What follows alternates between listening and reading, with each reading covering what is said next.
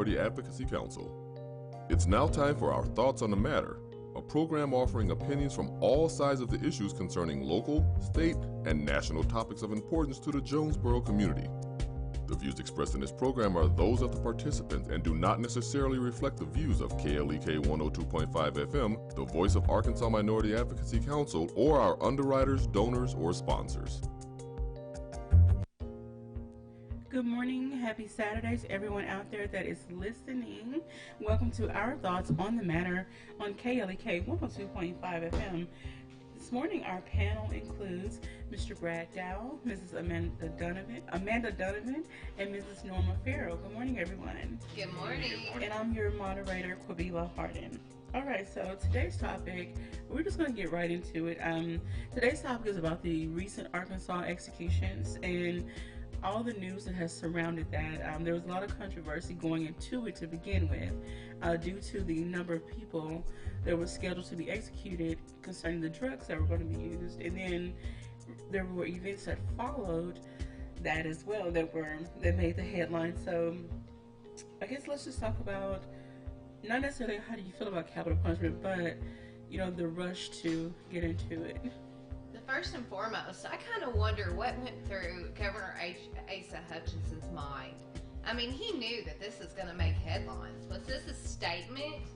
Why wouldn't these people are already on death row? Why did he choose to have 8, all in 1 week when they knew that these medicine was expiring? Why did they choose to do that? Was it a statement?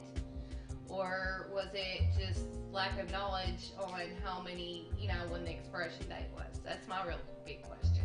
Well, based on one article put out by CNN, and this was put out on April 25th, and it said that,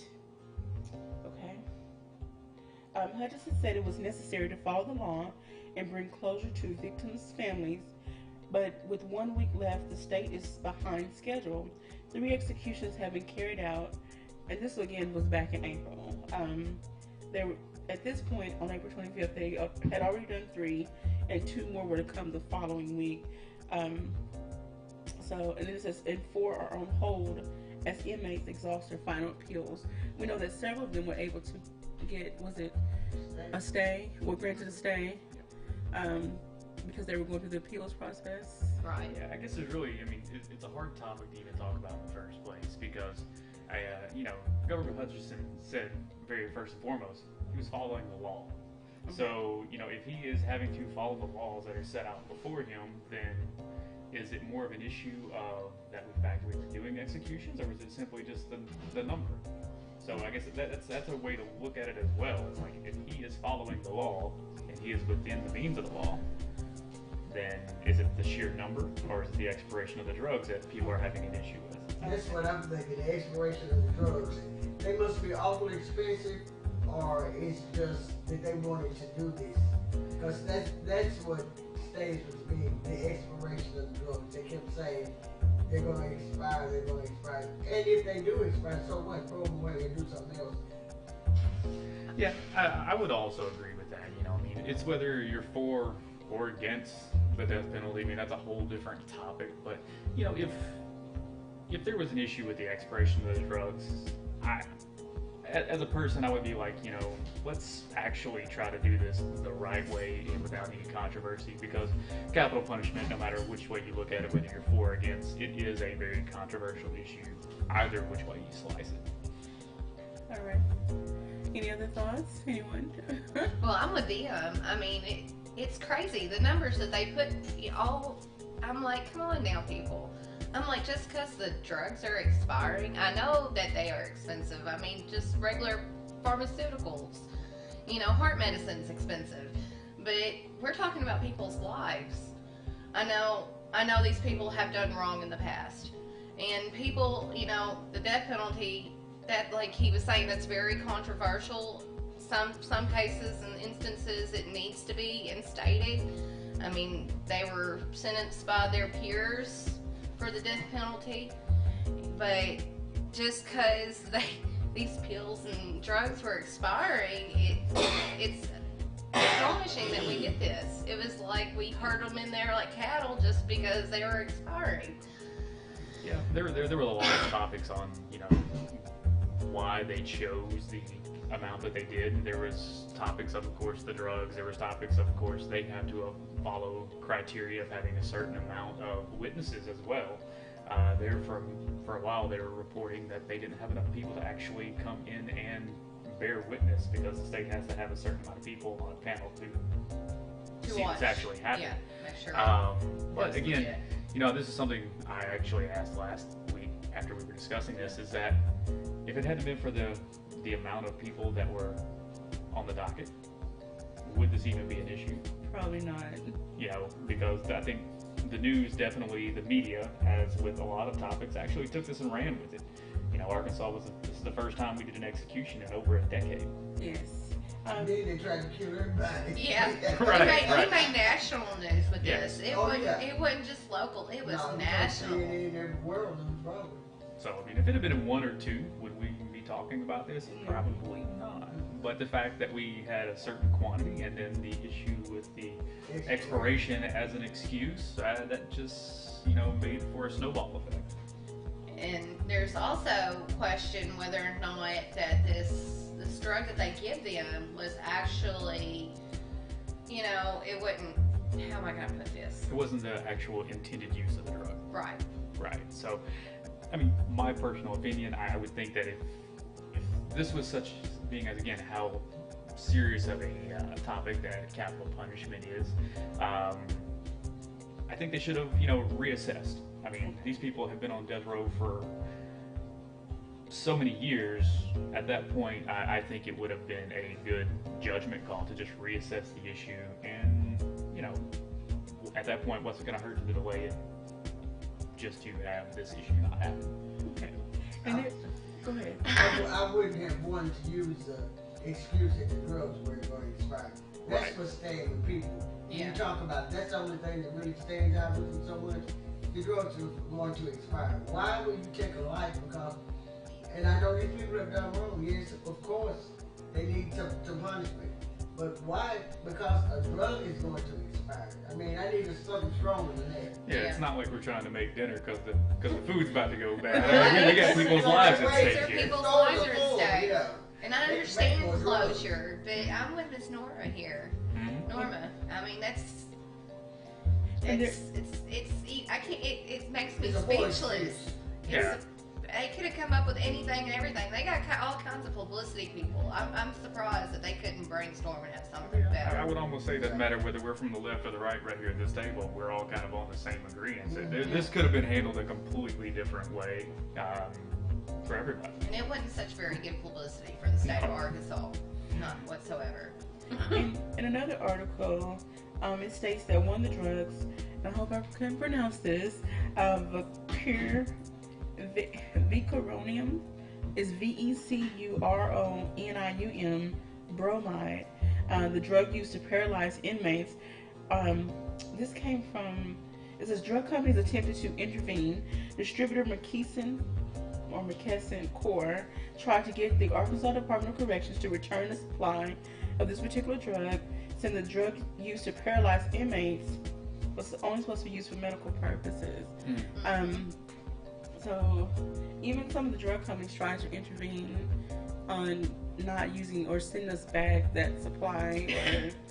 And then of course this went through the Arkansas Supreme Court. There was a lot of issues surrounding that, and one of the judges on that appeals court was Judge Griffin. And so he has made the news quite a bit lately because of his decision to not go forth with the capital punishment. And I'm just shocked, just because was it just because his opinion was different, or was it race based?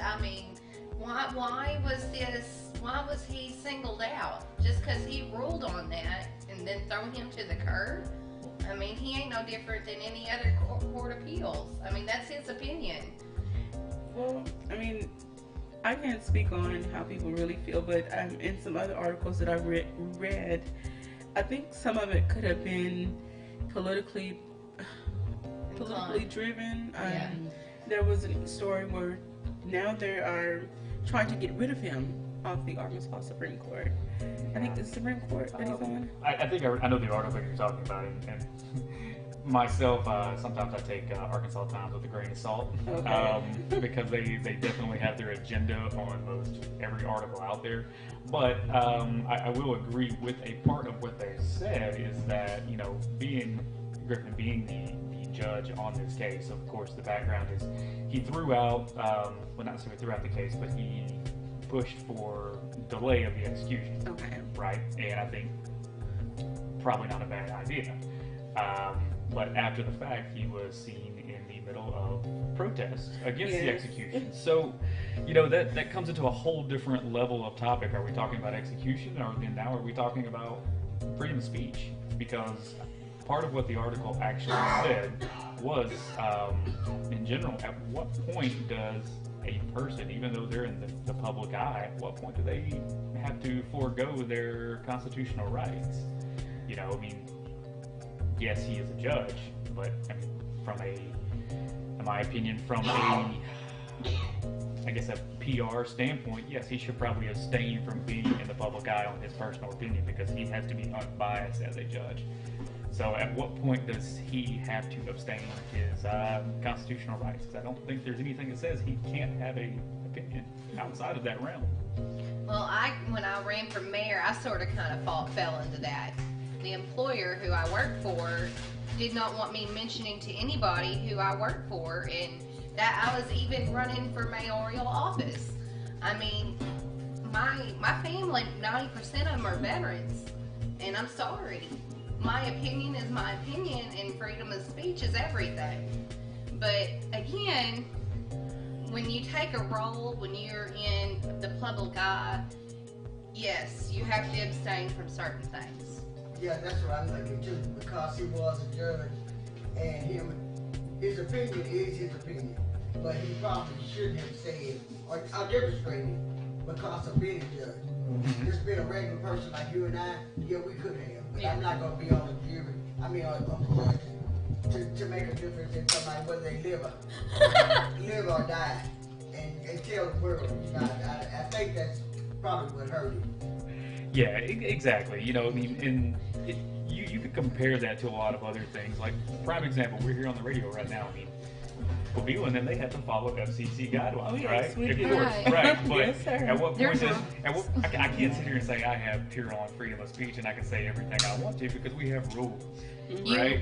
And I think for this judge, the same thing. Even though he is a judge, he has to be completely unbiased in a case. He should have distanced himself from that. He should know better. And also with freedom of speech, you are free to say whatever, but you are not free from the consequences. And that's one thing that has come up in, I guess you say, news in months and years past. People have lost their jobs over something simple. Well, I say simple, something that they put on social media, and there were people some people rightfully so in their feelings based on what was said, but they took it so far as to letting the company know, do you want this type of person representing you? So, That's yeah, right. several people have lost their job over things they have said publicly because of the type of company they work for. Right. Yeah, so I guess, back on target, talking about the executions and the judge here. So yeah, I think you're right. To me, it seems like he has been targeted.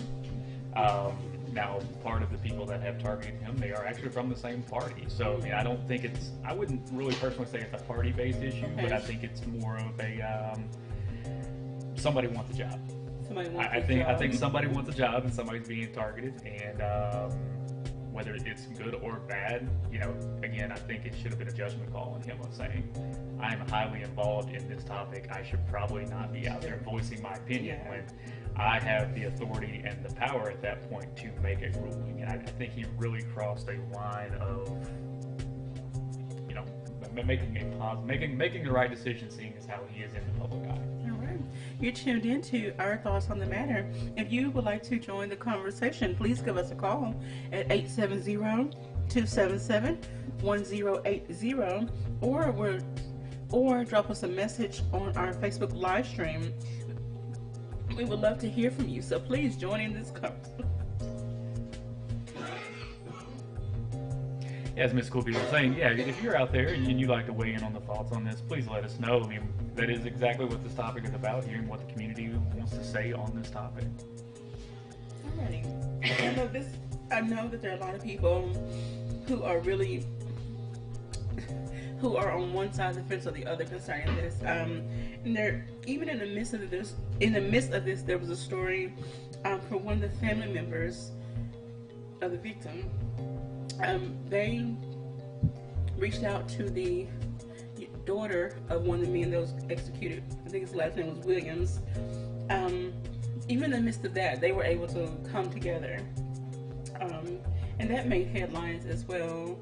But from what I read on how his execution went, there was some alarms because of how his body reacted to the drug. So people talk about inhumane or help me out, please. So you're talking about Kenneth Williams, which was the last execution. I believe he was executed on the 27th, I believe. And even AP writers record that he jerked probably 15 times or so, which the first drug was supposed to make him unresponsive. And so there's eyewitnesses on both sides that saying, hey, it was flawless and nothing occurred out of the norm.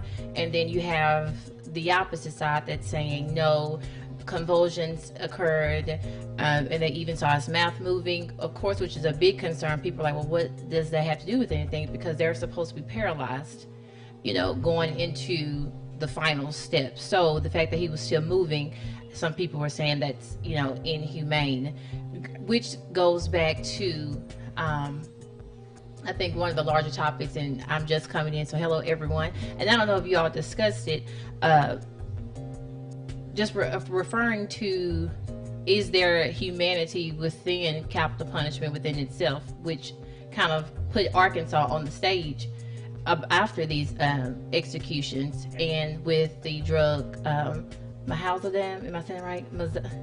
I think we've all had trouble saying yeah. But we know what you're talking about. Right.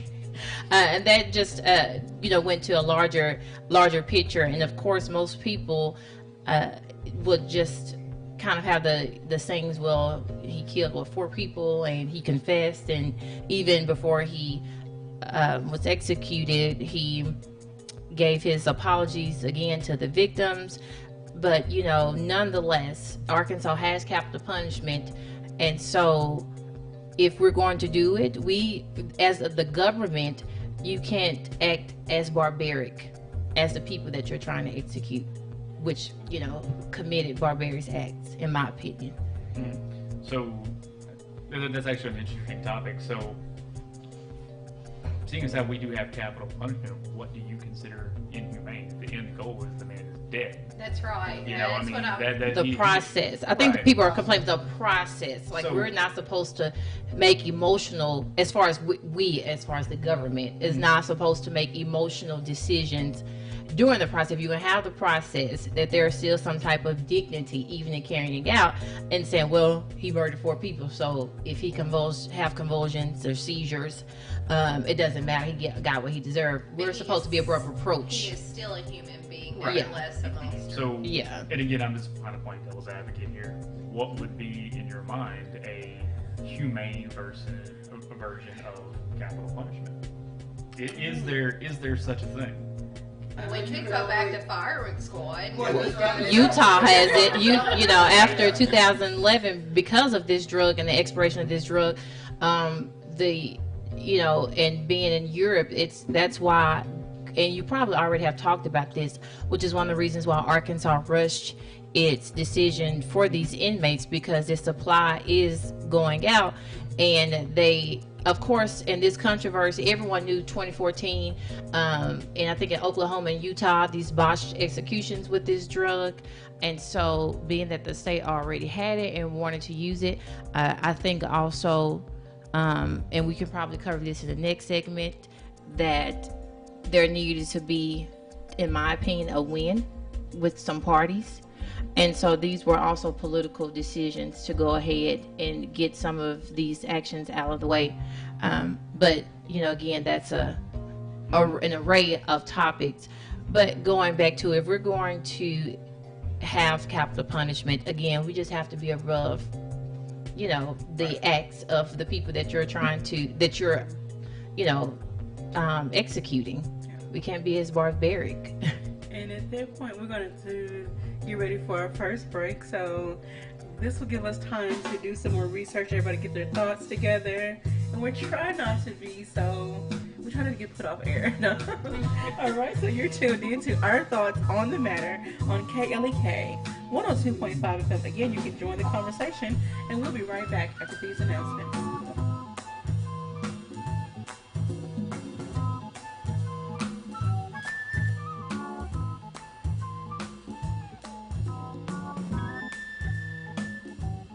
You're listening to Our Thoughts on the Matter on KLEK 102.5 FM.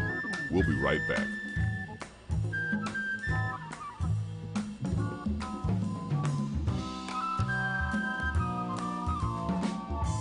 Hi, I am Rosie. This is your KLEK Learn Spanish Minute. Hi, kiddo. Today we will learn about how introducing yourself. Okay. I will ask you some questions. What's your name? Cato. K Ka.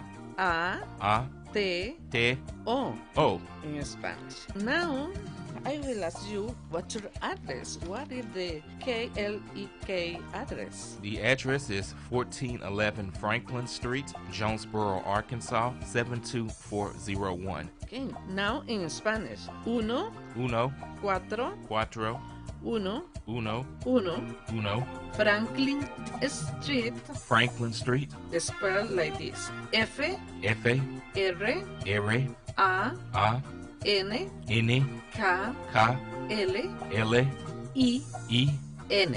N, Street, spelling like that. S, S, T, T, R, R, E, E, E, E, T. T. Jonesboro is J, J, O, O, N, N, E, E, S, S, B, B, O, O, R, R, O. O, Arkansas is A, A, R, R, K, K, A, A, N, N, S, S, A, A, S. S. The zip code is 7, 7, 2, 2, 4, 4, 0, 0, 1. 1. What about the phone number? Phone number for the request line is 870-277-1080. Okay, repeat in Spanish. 8, 8, 7, 7, 0, 0, 2, 2, 7, 7, 7, 7, 1, 1, 0, 0, 8, 8, 0. 0. I am Rosie, and that was your KLEK Learn Spanish Minute.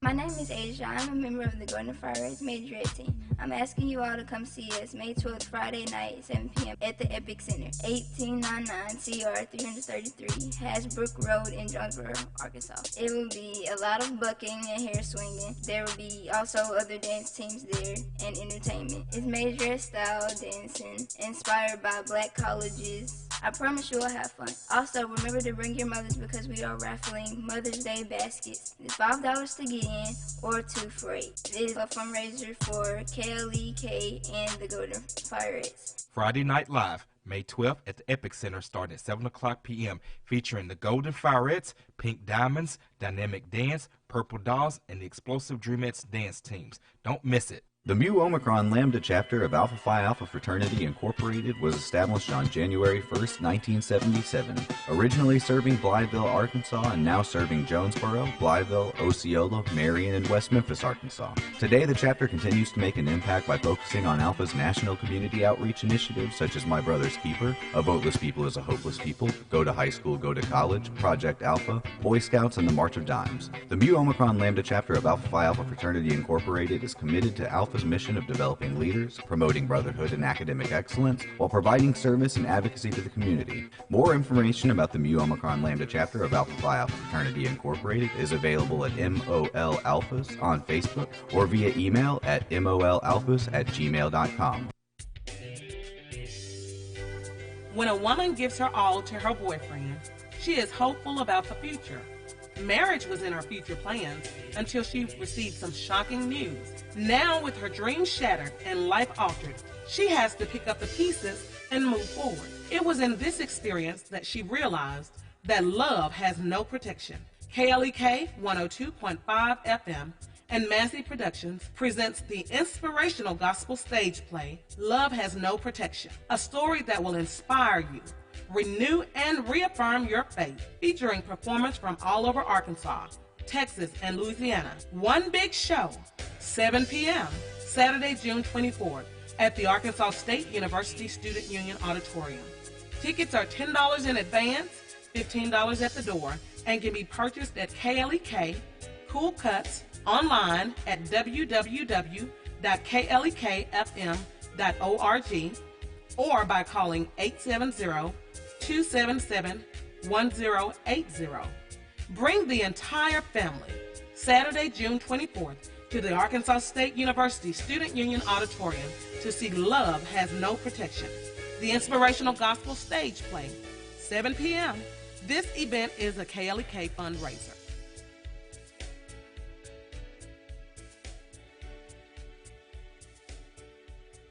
And now back to our thoughts on the matter on KLEK 102.5 FM. All right, welcome back to our thoughts on the matter on KLEK 102.5 FM. I want to give a couple of Facebook shout outs to everyone who has joined us. To one of my friends, Shan Carter, who's in Texas. Thank you for listening. Clark D'Angelo, afternoon, everyone. Thank you so much for tuning in.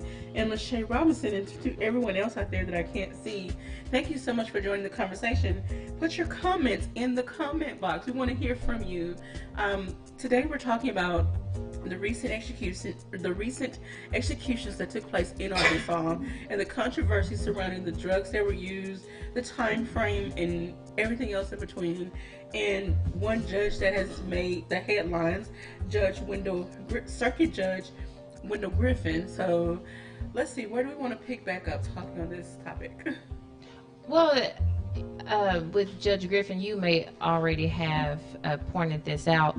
Also, I think context of what he did, I think, should go into consideration for the discussion that we know, and it's not opinions, of elected officials here in Arkansas that have done far worse in regards to when you take the money of the people, embezzlement and misappropriations and spending too much money on furniture and all of that stuff.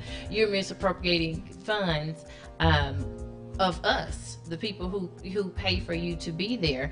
And so I think context is always, in my opinion, context is good.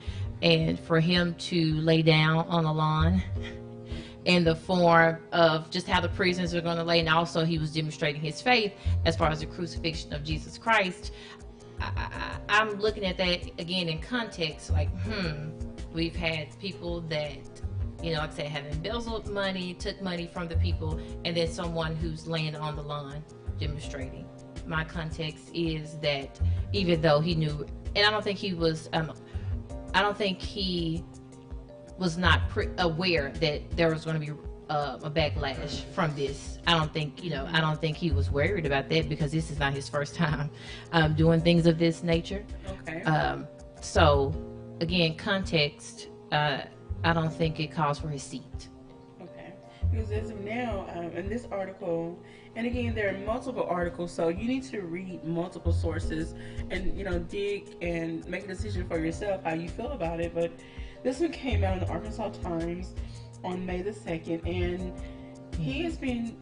there are people who are trying to get him impeached from his seat because of this demonstration and because of the way he voted in the matter leading up to the execution. So yeah.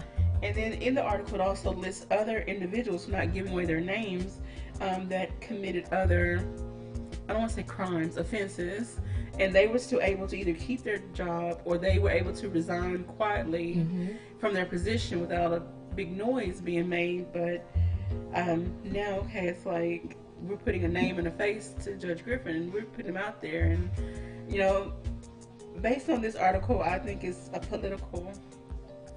There's some political. Yeah, I would definitely agree with you on that, because okay, so we were talking about this before. It's like, okay, this man is a judge, and he has the power to rule over what is going on with this particular topic. So your judges you would want them to be unbiased, because when they are out there, like in this matter, he is protesting, he is pretty much showing that as a person, this is the way he is going to lean. But he's elected. Right, true. And that doesn't really matter, though, because this is the way he is going to lean. So when he is in a position of power to make a decision, you can almost guarantee that is the position he is going to go with. And as a judge, he needs to be unbiased. Whether he has his opinion or not, he does not need to make that in a very public manner. Right. Now, the other part of this, in my opinion, though, is, and this is kind of what Kawigla is saying, that is almost like a child playground argument. Well, Jimmy John over here, he gets to do this, so why can't I do this? The rules are there in place. You can't pick and choose when you want to abide by the rules so that they can fuel your agenda. Well, you know what? It still goes back. This is my opinion of race. We, as black people, when we get a position as a judge, we strive. We have to get it a little harder than the other person got it, but because of the reason of the race. And when you get there, you work a little harder, you do everything just a little bit harder to keep the position. And it's people that don't want you in the position to begin with, so they find ways to get you out of it. I think race has a whole lot to do with it. Right. I mean, there are bad people there everywhere, no matter what race, background, creed they are. So if you were to read that article and take every word of color out of it, what would your opinion be? Well, do you also have a wonder? Think about this. The location in which he did this. It was on the governor's front yard. I mean, that was just sending the red flag up. I mean, that was his front yard. Think about it. He's elected. And that's what we were on break. Again, going back to when you have elected judges and appointed judges, there is a big difference. They actually run on the platform. Appointed judges, you pretty much know the platform they are going to take when they're appointed by a respective person of that party. You know their platform. Elected judges are they have no loyalty to the governor. You know, they don't have any loyalty to the governor.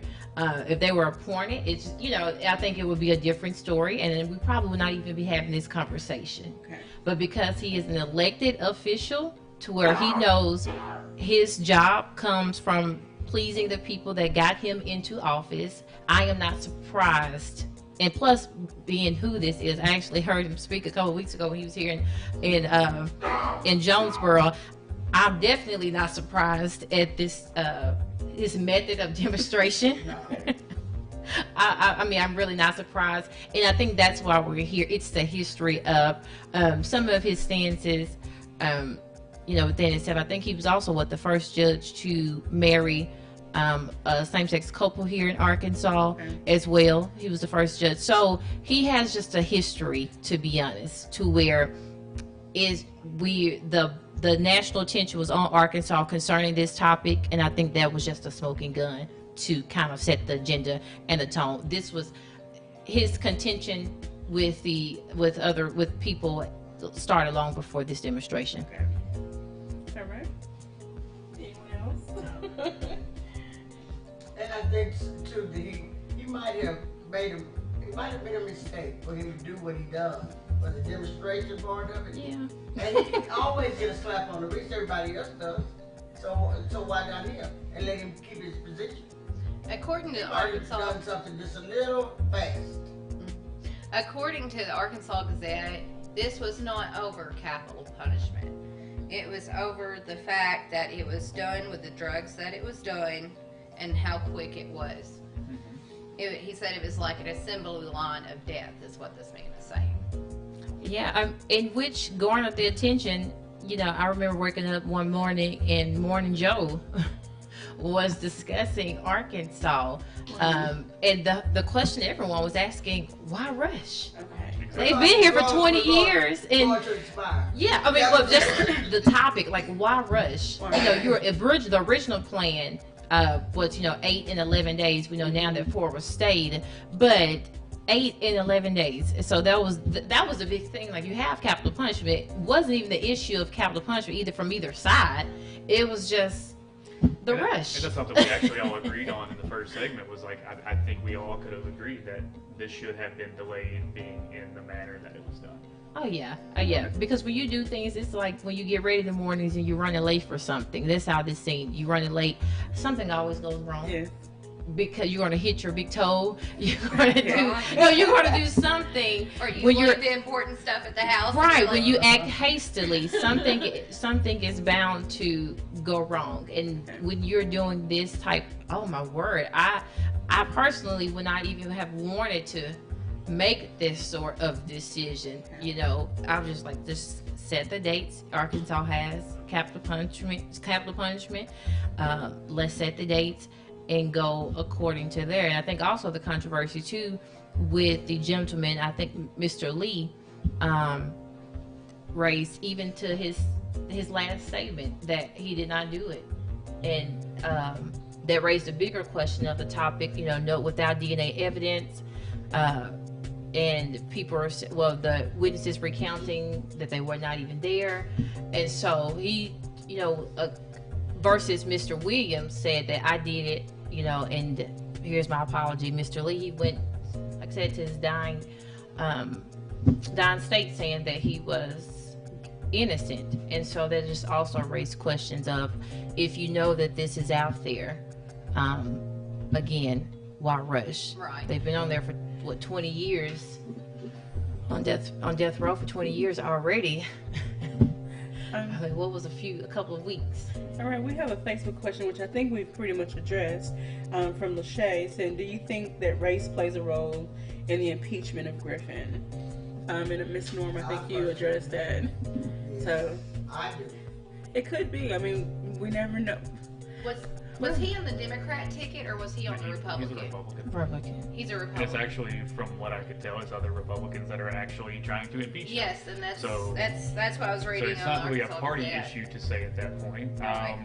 But even within each party, there's still everybody's Yeah. not going to be 100% on the same page within a party. Correct. Which I know I'm one of those people that are behind the times. I wish we didn't have party lines, but Right. because people feel, even though you may be registered one way, you have some thoughts. You can agree with some ideas and thoughts on another side. So Yeah. That's You it, vote for the everybody. person and their integrity. You don't vote for the party. I'm sorry. And I will say that to my dying day. It's their integrity that you need to be voting for, the way you feel, your opinion. It should not be party based because not everybody's opinion is the same.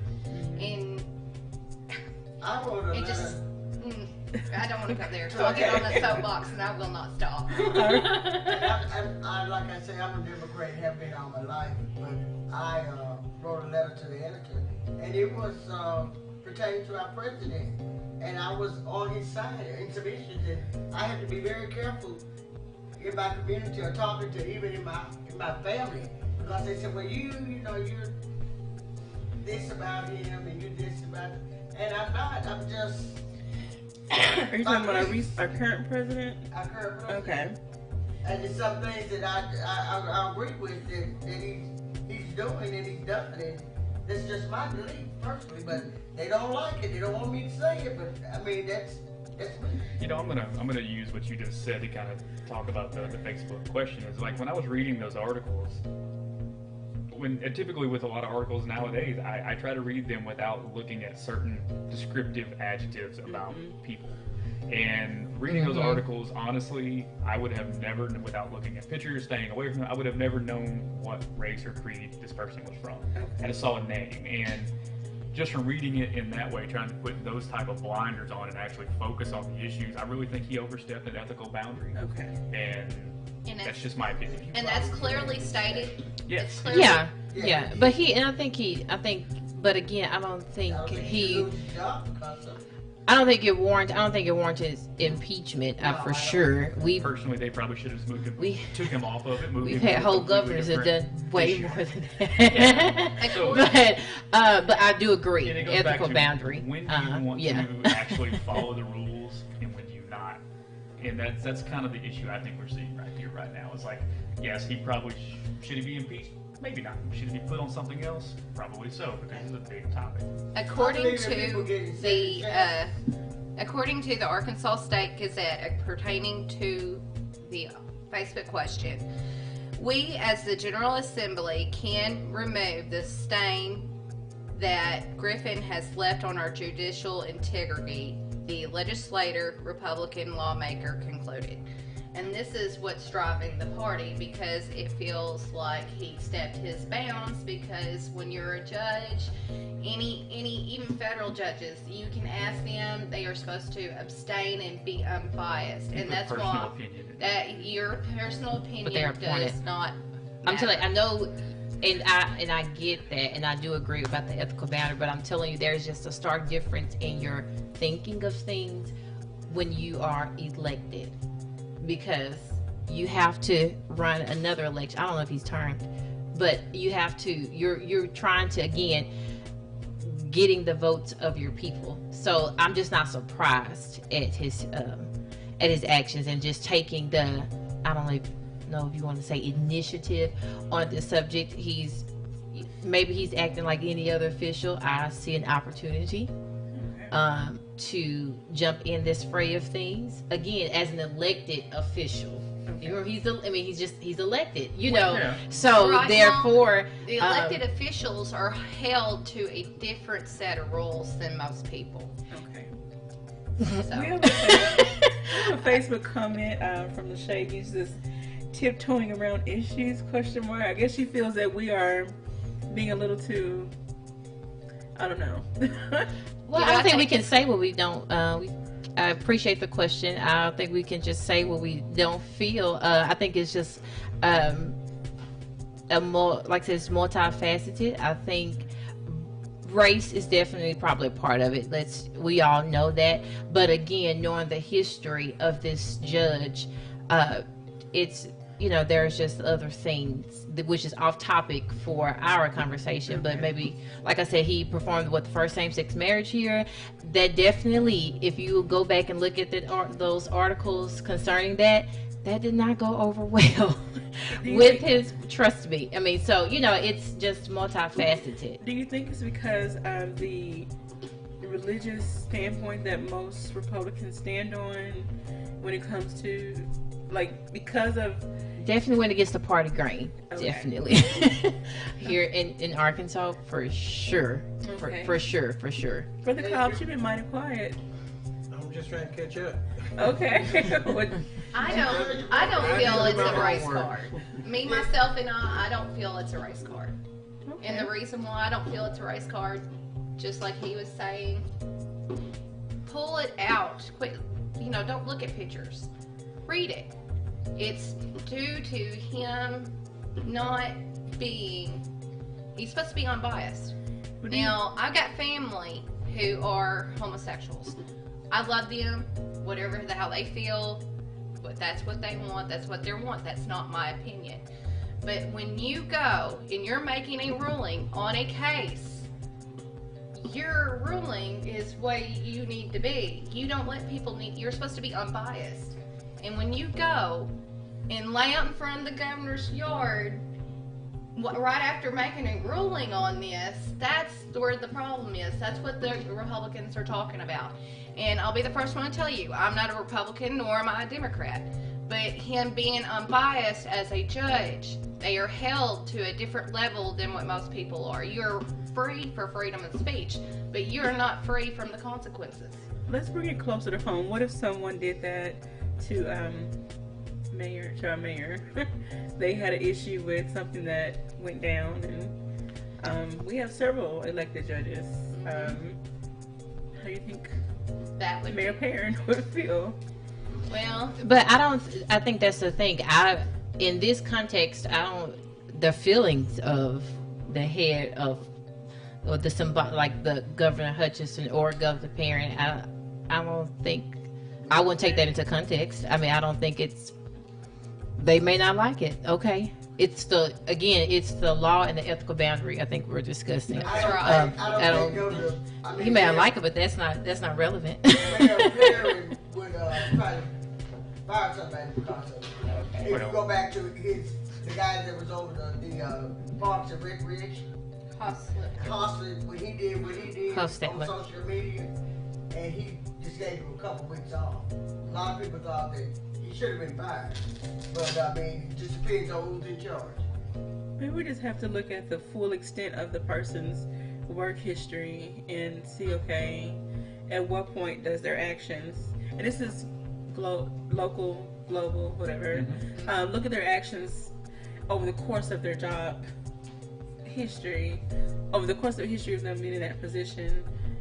What at what point do you say, okay, their actions warrant them overstep the position that they hold? And then too, like I said, it was bad. Timing is everything. Wisdom is knowing when. It was the exact same day he issued a judgment on the case. Again, definitely the timing was definitely bad. I think it was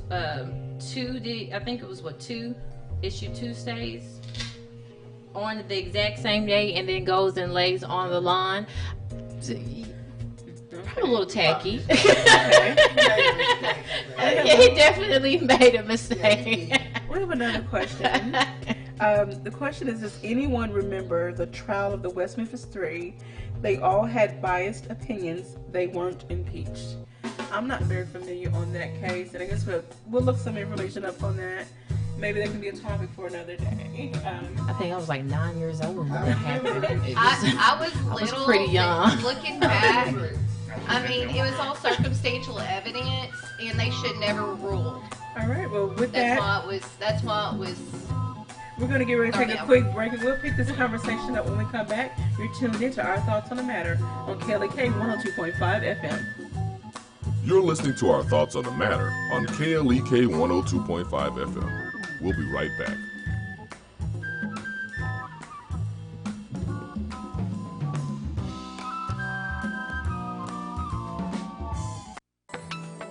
Black Health Now. Have you been a victim of pharmacy sticker shock? That's the dread and amazement you feel when the pharmacist rings up the cost of your drugs. If you've had this experience, you need to have a talk with your doctor. A recent study found that most physicians don't discuss the cost of drugs they're prescribing for their patients. The result can be an unpleasant surprise that leads some patients to forego getting prescriptions filled. This can be a deadly mistake. Insist that your doctor tells you the cost of the drugs he's prescribing for you. If you have insurance, Medicare, or Medicaid, figure out what your out-of-pocket expense will be. Always ask your doctor or your pharmacist if there's a less expensive generic alternative. After all, it is your right to know. I'm Alexis Gomer for Black Health Now. Black Health Now.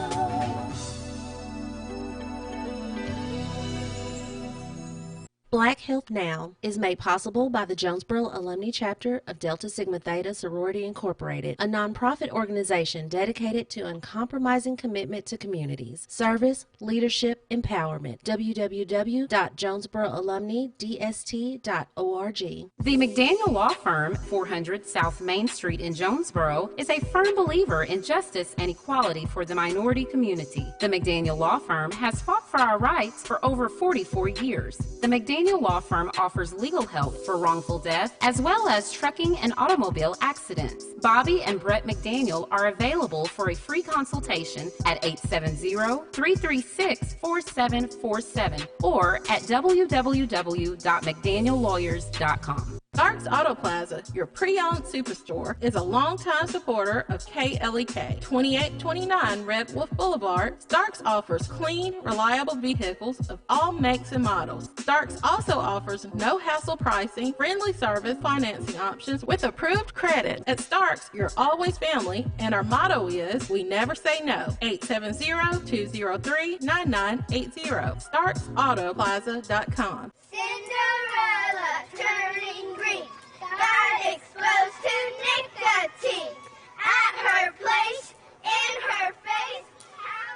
Secondhand smoke doesn't belong in a kid's world. Even when you can't see or smell it, the chemicals from tobacco smoke are still there. Keep childhood smoke-free. If you or someone you know is ready to quit smoking, call 1-800-QUIT-NOW for free coaching and double your chances of quitting for good. Partnered with St. Bernard's, the heart of great medicine. For more information, St. Bernard's Tobacco Prevention Program, 870-919-8551. On Facebook, Jonesboro Area Tobacco Prevention. Once again, more information with St. Bernard's Tobacco Prevention Program, 870-919-8551.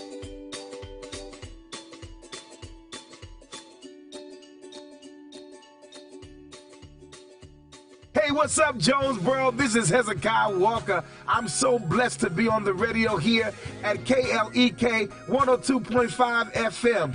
Join me for the Hezekiah Walker Show every Monday, Tuesday, Thursday, and Friday at 10 o'clock a.m. right after Community Conversations, and every Wednesday night right after your local church Bible study at 8 o'clock p.m. Jonesboro, join me, Hezekiah Walker, and give every praise to our God on KLEK 102.5 FM. Hezekiah Walker. It's the Hezekiah Walker Show. Did you know KLEK has a brand new streaming app? That's right, you can listen to KLEK 102.5 FM anywhere in the world. The app is available for all Android phones and tablets, as well as iPhones and iPads. Just search your app store for KLEK and download the KLEK app for free today. And don't miss a beat of the education, entertainment, and empowerment on KLEK 102.5 FM. And now back to our thoughts on the matter on KLEK 102.5 FM. All right, welcome back to the last segment of our thoughts on the matter on KLEK 102.5 FM. So we're going to try to switch gears and wrap up this conversation. It's clear to see that everyone has different opinions on what could be motivating the push to get Judge Griffin impeached. What was the push behind getting 8 people executed in X amount of days? There's so many different stories out there. There's so many different articles written by different people from different points of view. So you just have to try to read for yourself and decipher for yourself how you feel on the matter. But we're going to try to switch gears here a little bit.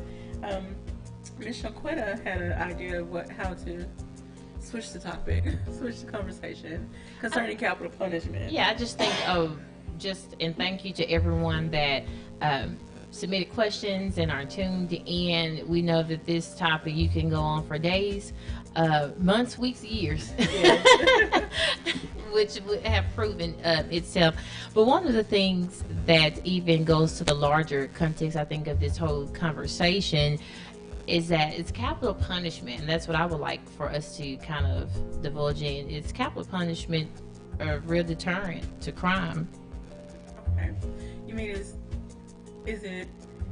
does it actually deter people from knowing that, well, if I kill someone, I know what I'm facing, so does that stop them from committing these heinous acts? And the data supports that, of course, it does not.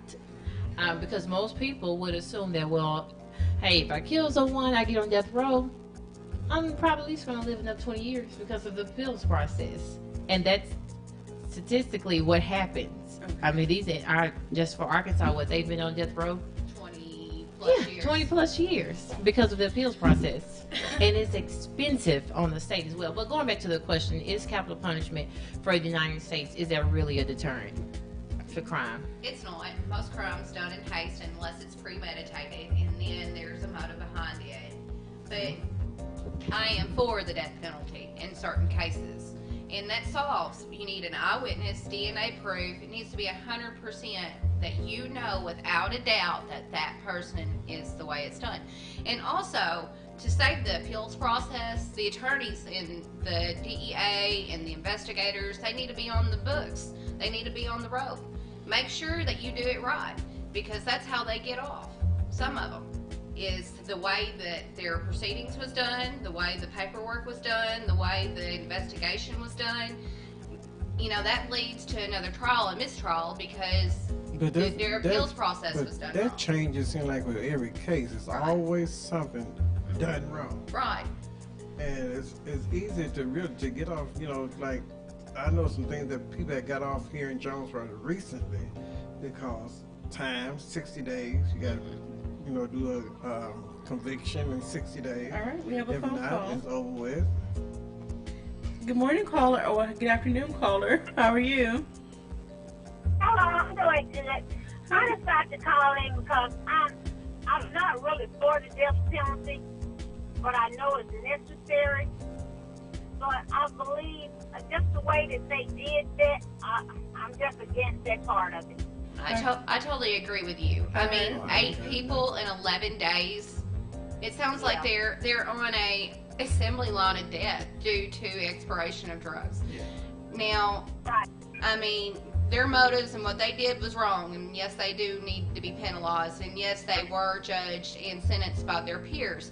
But it should not have been 8 people in 11 days due to. And I think the entire panel agreed with that earlier on the first part of the segment. It's like the chicken in the refrigerator is about to go bad. We better cook it. That's not what this is. It's not that a drug's about to expire. Right. We've got to get this done.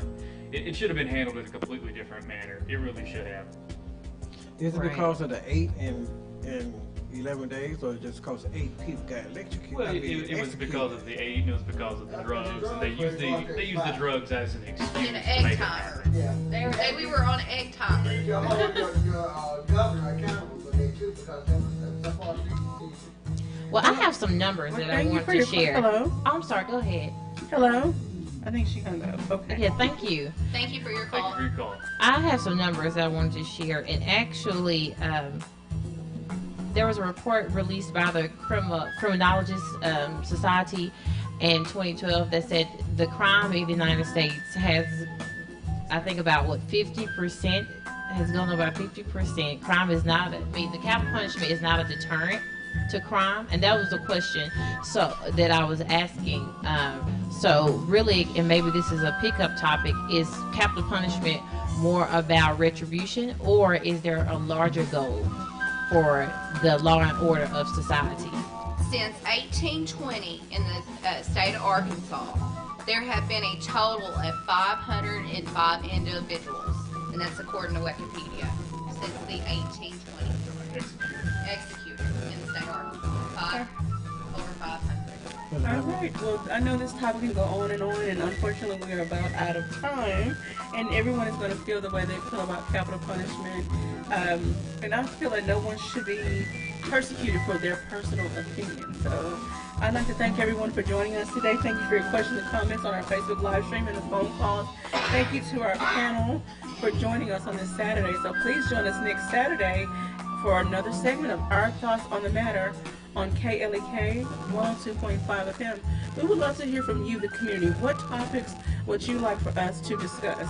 Please send a message to KLEK on our Facebook page or our email address. We would love to hear from you. So thanks again for joining us. Have a great rest of your Saturday.